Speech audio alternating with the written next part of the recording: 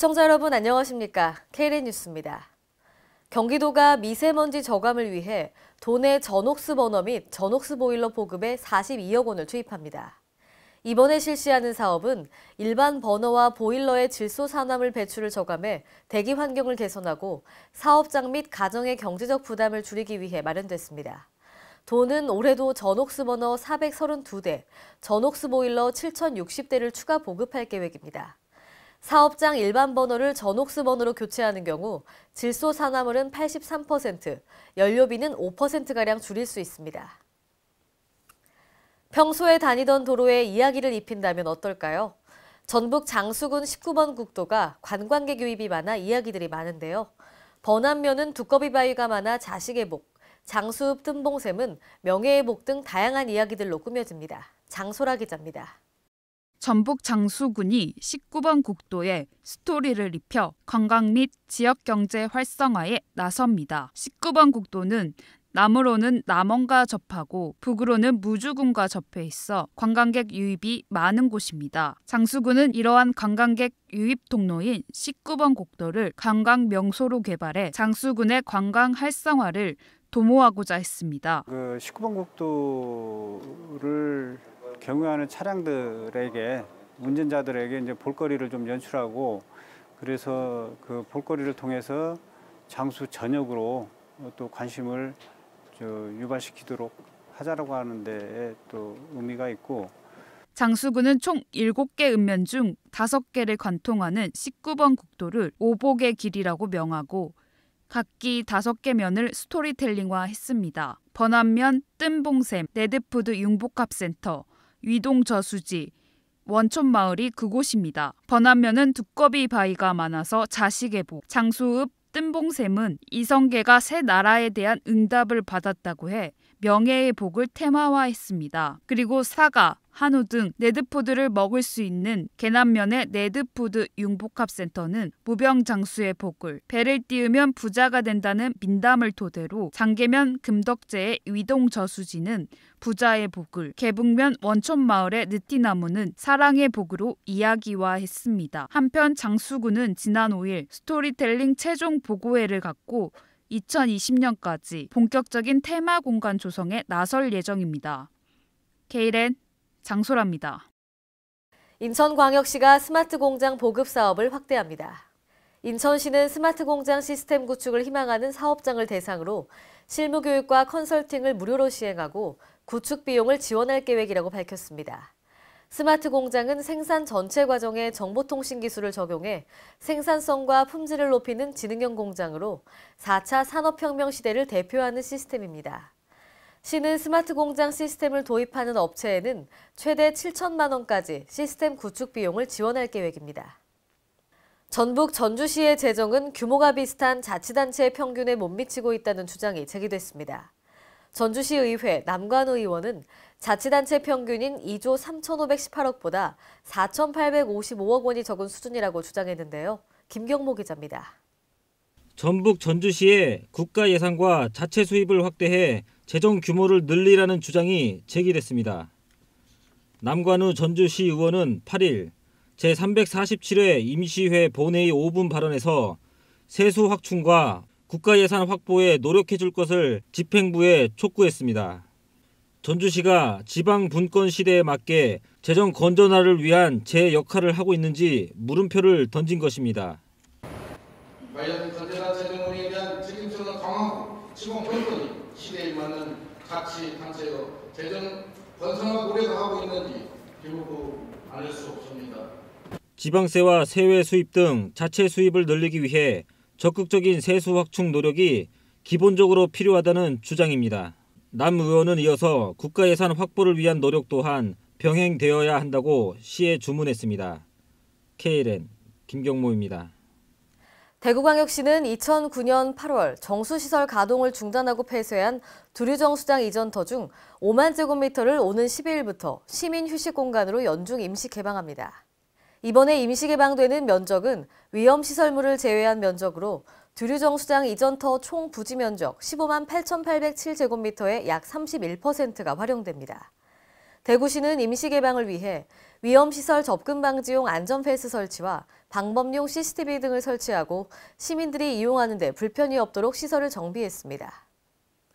6월 지방선거에 교육감 출마 선언을 한 황호진 전 전라북도 부교육감이 대한민국의 교육 이념을 헌법 전문에 포함시켜야 한다고 주장했습니다.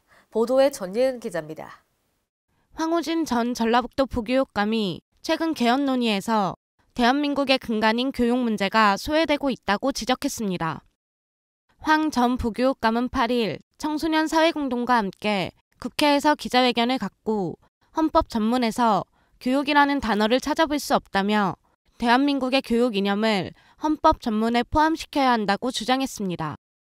국민의 교육권은 1941년 대한민국 건국강령에 처음 명시돼 이후 현재까지 9차에 걸쳐 개정됐으나 헌법학계에서는 현행 헌법의 교육 부문이 70년 전 재헌헌법 수준에 멈춰 있다는 것입니다. 이어 황 전 부교육감은 중앙정부와 시도교육청에 명확한 권한과 역할 분담을 위해 헌법의 교육자치 조항을 마련해야 한다며 헌법의 교육청 운영과 교육 자치에 대한 내용이 없다고 덧붙였습니다. 특히 국회 개헌특위 자문위원회에 교육 전문 인사가 포함되지 않은 점을 꼬집으며 문재인 정부가 계획하고 있는 국민개헌 자문특위에 교육계 인사를 포함시켜 국민들의 교육에 대한 개혁 요구를 담아내야 한다고 요구했습니다. K랜 전예은입니다. 광주광역시가 국내외 자동차 기업을 대상으로 개최한 투자유치 설명회가 큰 호응 속에서 마무리됐습니다. 광주시는 7일 서울 그랜드 인터컨티넨탈 호텔에서 150여 명의 국내외 친환경 자동차 산업 관련 기업인을 초청해 투자유치 설명회를 가졌습니다. 이날 설명회는 윤장현 시장이 직접 연단에 올라 친환경 자동차 산업과 빅그린 산단에 대해 소개했습니다. 또 윤 시장은 지난해부터 3,030억 원을 투입해 친환경 자동차 부품 클러스터 조성 사업을 본격 시행하고 빅그린 국가산단을 자동차 전용 산단으로 조성하는 내용을 설명했습니다. 아울러 한전을 비롯해 한전자회사가 광주와 인접해 있어 향후 추진될 에너지밸리의 시너지가 클 것이라는 점도 언급했습니다. 국내 100대 명산 중 하나인 전북 고창의 선운산 도립공원이 휴양공간으로 바뀝니다. 가을에는 꽃무릇으로 유명한데요. 국민영화 캠핑장 조성 사업 등 관광객들의 편의를 위해 새롭게 조성할 계획입니다. 보도에 홍재희 기자입니다. 전북 고창군은 국내 100대 명산 중 하나인 선운산 도립공원을 차별화된 휴양공간으로 탈바꿈을 꾀합니다. 이를 위해 고창군은 자연생태관광지인 선운산 도립공원에 국민여가 캠핑장 조성 사업을 추진해 체류형 관광객을 유치하고 중천재 관찰 탐방로 복원과 선운산 주요 봉우리에 정상석을 설치키로 했습니다. 국민여가 캠핑장 조성 사업은 사업비 20억 원을 들여 올해 2019년까지 캠핑장 50면, 화장실 1개소, 취사장 관리동 등 주요 시설과 체육시설 등을 갖춥니다. 이 사업은 천혜의 여건인 선운산과 어우러진 힐링 공간을 조성하기 위한 것으로 오는 5월까지 행정 절차를 마무리하고 6월부터 본격 착공에 들어갈 계획입니다. 서남권 최고의 자연생태 관광지인 선운산 도립공원 내에 차별화된 휴양 공간을 조성하여 체류형 관광객을 유치하고 관광 수입 증대와 지역경제 활성화에 기여할 수 있도록 하겠습니다. 이와 함께 5억 원을 들여 올해 말까지 캠핑장 인근에 방치되어 있는 중천재 가시 연꽃 군락지를 복원하게 됩니다. 고창군은 군락지 복원과 중천재 주변 관찰로 0.4km, 쉼터 2개소를 조성하고 생태숲 수목 보완식재 및 꽃무릇 군락지 보호시설 설치 등 편의시설을 확충해 생태경관 개선은 물론 캠핑장을 이용하는 관광객들에게 볼거리를 제공할 계획입니다. 이 밖에 산에 오르는 관광객들이 성취감을 느낄 수 있도록 3천만 원을 들여 선운산 주요 봉우리에 정상석을 설치할 계획입니다. K랜 홍재희입니다. 오늘의 브리핑 뉴스입니다. 장애인들이 편의시설을 이용할 때 보다 편리하게 접근하고 안전하게 사용할 수 있도록 장애인 편의시설 등의 설치 기준이 개선됩니다. 보건복지부는 장애인, 노인, 임산부 등의 편의 증진 보장에 관한 법률 시행규칙 개정안을 지난 8일 공포하고 시행에 들어가는데요.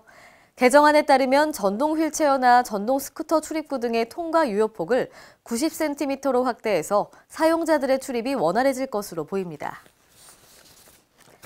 환경부는 전국 모든 어린이집에 대해 성면조사 의무화로 성면관리 사각지대를 없애기로 했습니다.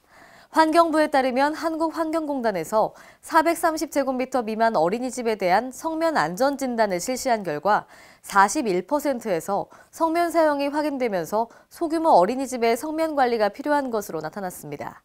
이에 따라 어린이집 성면 안전 관리를 위해 모든 어린이집에 대해 성면 조사 의무화를 추진합니다.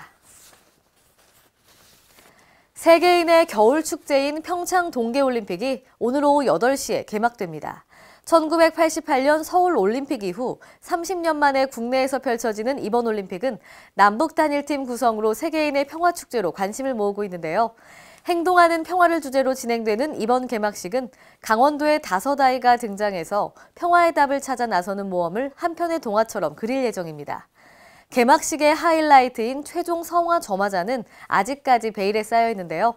평화와 화합의 올림픽이 되길 기대해봅니다. 이상으로 K-랜 뉴스를 마칩니다. 시청해주신 여러분 고맙습니다.